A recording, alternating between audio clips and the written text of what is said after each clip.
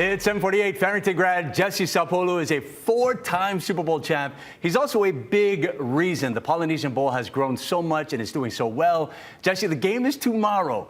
As you look around and you see these kids, what do you think of the talent that you have this year?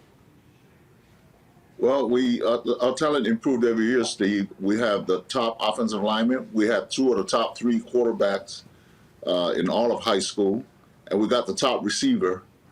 So we got some talent. We got some 4- and 5-star guys. Obviously, we need to get that talent because we're now on the NFL Network.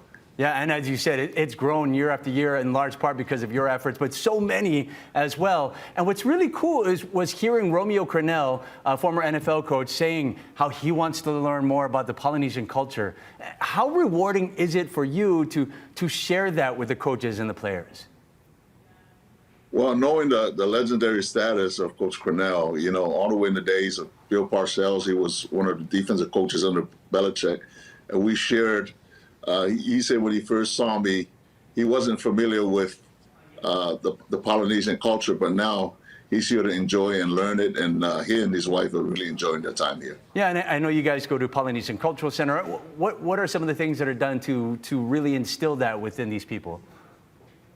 Well, the Polynesian Cultural Center, and of course Pearl Harbor, you know, the Arizona Memorial, and a lot of our black players that are young players didn't know that there were a lot of African Americans that have sacrificed their life in Pearl Harbor. So it's a learning experience for them, and a lot of them get emotional when they come off visiting the Arizona Memorial. So that's a great thing. Yeah. Okay. So that game is tomorrow, Friday. You can watch it on NFL Network and also on KHNL and KGMB. But we have to talk about your Niners. Okay, Jesse, you look unstoppable. But now that rivalry is renewed with Dallas, are you getting flashbacks to the 80s and 90s?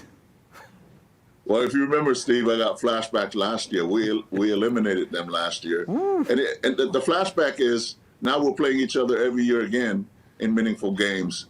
We respect Dallas, but we're pretty confident, you know, with our young quarterback. And we're pretty healthy going into the game. So it's in the back of my mind. I'm anticipating the time that the game's going to start. But it's a great thing for all of our faithful fans. Yeah, and you know what? Purdy has done so well the last few games, but now it's the playoffs. I mean, what do you see in him that makes you think, hey, the stage isn't going to be too big for him with the postseason? Well, last week was the playoffs, and he threw for 3 touchdowns, ran for 1. And Brandon Ayuk kind of dropped another touchdown pass that would have made it 4 touchdowns. So he's passed the test so far. Great kid, very mature. And, you know, he played in some big crowds in the SEC. So, you know, we're so lucky to have him. So you're calling an early exit for Dallas. I'm assuming that's what you're saying? Well, there's no doubt in my mind. I mean, you know, I'm a Niner. I'm a Niner for life. And you have to go into these things thinking that it doesn't matter.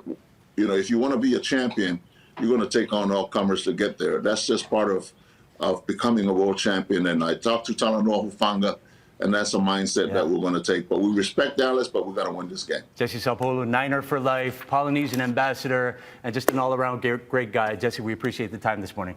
Aloha. Thank you. Thank you, Steve. Aloha. 7:52.